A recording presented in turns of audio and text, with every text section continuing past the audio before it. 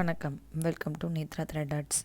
இன்றைக்கி நம்ம சேனலில் என்ன பார்க்க போகிறோம்னு பார்த்திங்கன்னா, இந்த மாதிரி ஒரு அழகான பூ தாங்க பார்க்க போகிறோம். அவங்க வந்து எதுக்கு வேணாலும் யூஸ் பண்ணிக்கலாங்க. இப்போ ஏதாவது பேக் பண்ணுறீங்க, இல்லைனா ஏதாவது பர்ஸு அந்த மாதிரி எது பண்ணாலும் இந்த மாதிரி ஒரு பூ செஞ்சு மேலே வச்சிங்கன்னா உங்களோட பர்ஸோ பேக்கோ இன்னும் அழகாக இருக்குங்க.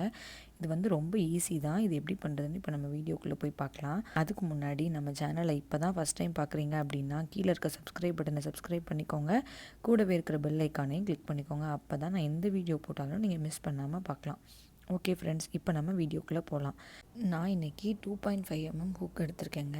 இந்த பூ வந்து உங்களுக்கு கொஞ்சம் பெருசாக வேணும் அப்படின்னு நினச்சிங்க அப்படின்னா 3.5 பண்ணுங்கள், கொஞ்சம் பெருசாக இருக்கும். நான் குட்டியாக பண்ணுறதுனால நான் 2.5 எடுத்திருக்கேங்க. ஒரு பிங்க் கலர் யான் எடுத்திருக்கேன். இப்போ நான் என்ன பண்ண போகிறேன்னு பார்த்தீங்கன்னா, ஒரு ஸ்லிப் நாட் போட்டுக்கிறேங்க. ஃபஸ்ட்டு ஸ்லிப் நாட்னால் ஒன்றும் இல்லை, ஒரே ஒரு முடிச்சு தாங்க. இப்போ நான் ஸ்லிப் நாட் போட்டுட்டேன். இப்போ நான் ஒரு 27 செயின்ஸ் போட்டுக்கிறேங்க. இந்த 27 செயின்ஸ் போட்டுட்டு நான் காட்டுறேன் எப்படி இருக்குன்னு.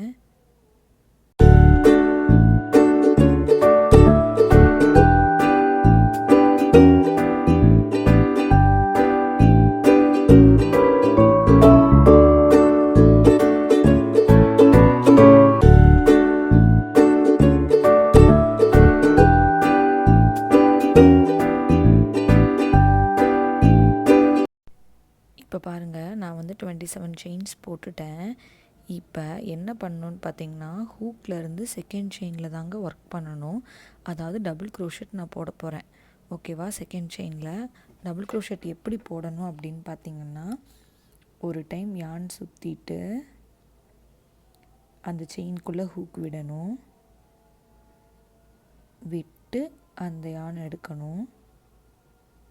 இப்போ ஹூக் மேலே 3 லூப் இருக்கா, இதில் 2 நான் வெளியில் எடுக்கிறேன். ஃபஸ்ட் 2 எடுத்துட்டேன். இப்போ அடுத்த 2 ஒரு டபுள் க்ரோஷெட் போட்டேன்னா இப்போ அதே செயினில் நான் இன்னொரு டபுள் க்ரோஷெட்டும் போடுறேங்க.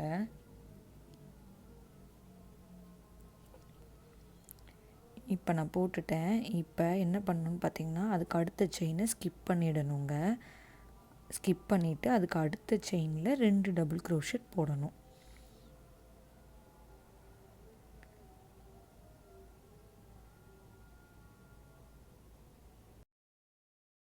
ஒன்று போட்டுட்டேன். இப்போ இன்னொன்று போடுறேன்.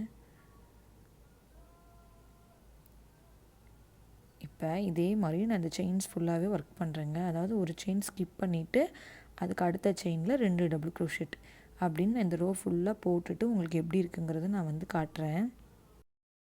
இப்போ பாருங்கள், நான் வந்து போட்டுட்டேன். இப்போ நாம் அப்படி திருப்பி ஒர்க் பண்ணுங்க. அதாவது அப்படி திருப்பிக்கோங்க. இப்போ அப்படி திருப்பிட்டு அந்த 2 டபுள் க்ரோஷெட் போட்டோம்ல, அந்த 2 டபுள் க்ரோஷெட்டுக்கும் நடுவில் தாங்க நான் வந்து இப்போ ஒர்க் பண்ண போகிறேன். அந்த 2 டபுள் க்ரோஷெட்டுக்கு நடுவில் நான் வந்து இப்போ 2 டபுள் க்ரோஷெட் போடுறேங்க. அந்த இப்போ ஒரு டபுள் க்ரோஷெட் போடுறேன்.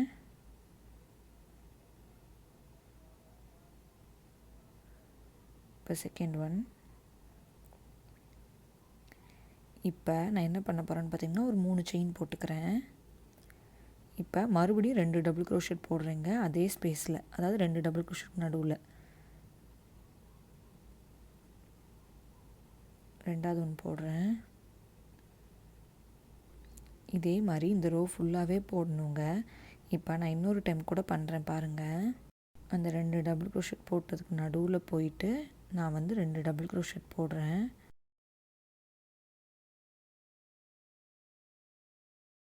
ஃபஸ்ட் ஒன் போட்டுட்டேன். இப்போ செகண்ட் ஒன். இப்போ 3 செயின் போட்டுக்கிறேன். இப்போ மறுபடியும் 2 டபுள் க்ரோஷெட் அதே ஸ்பேஸில்.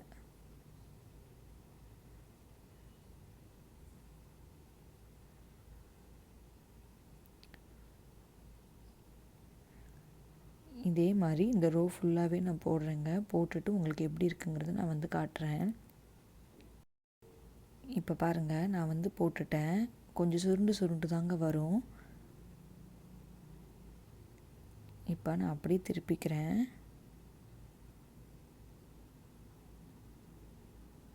திருப்பிட்டு அந்த 3 செயின் போட்டோம்லங்க, அந்த ஸ்பேஸில் தான் இப்போ நம்ம வந்து ஒர்க் பண்ண போகிறோம்.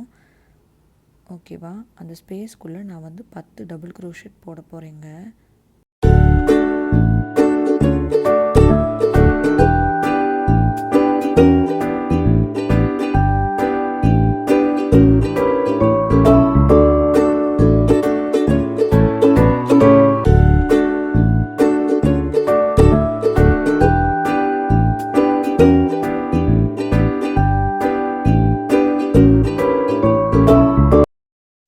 இப்போ பாருங்கள், நான் வந்து போட்டேன். இப்போ அடுத்த ஸ்பேஸில் நம்ம ஒர்க் பண்ண போகிறோம். அதாவது அந்த 3 செயின் போட்டோம்ல, அந்த ஸ்பேஸில் அதே மாதிரி இந்த ரோ ஃபுல்லாகவே அந்த ஸ்பேஸில் 10 டபுள் க்ரோஷெட் நான் போட்டுட்டு இந்த ரோ ஃபுல்லாகவே நான் முடிச்சுட்டு உங்களுக்கு எப்படி இருக்குங்கிறத நான் வந்து காட்டுறேன். இப்போ பாருங்கள், நான் வந்து போட்டுட்டேன். இப்போ என்ன பண்ணணும்னு பார்த்தீங்கன்னா, அப்படி ஒரு ஸ்லிப் ஸ்டிச் போட்டு கட் பண்ணிக்கோங்க.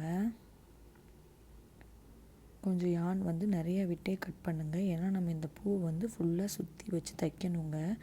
அதுக்காக கொஞ்சம் நிறையாவே யான் விட்டு கட் பண்ணிக்கோங்க. இப்போ நான் இதை வந்து சுற்றி வச்சு எப்படி தைக்கணும்னு காட்டுறேன். இந்த பூ அப்படியே சுற்றணுங்க. சுருண்டு சுருண்டு தான் இருக்கும். ஸோ நீங்கள் ஈஸியாக சுற்றிடலாம். இதில் எந்த ஒரு கஷ்டமும் இல்லை. அப்படியே சுற்றிட வேண்டியது தான். இந்த மாதிரி ஃபுல்லாக சுற்றிட்டு நீங்கள் அப்படியே ஊசியை வச்சு தைச்சிட வேண்டியது தான். அவ்வளோதான். தைச்சிட்டு காட்டுறேன் உங்களுக்கு எப்படி இருக்குன்னு.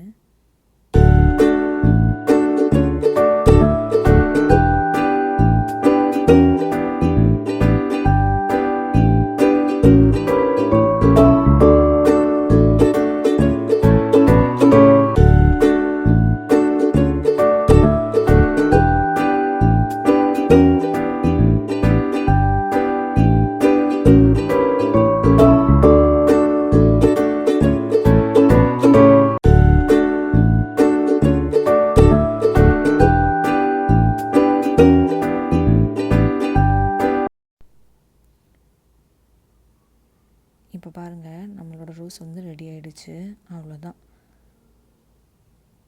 ஓகே ஃப்ரெண்ட்ஸ், இந்த வீடியோ உங்களுக்கு பிடிச்சிருந்துச்சுன்னா லைக் பண்ணுங்கள், ஷேர் பண்ணுங்கள், அப்புறம் கமெண்ட் பண்ணுங்கள். நன்றி.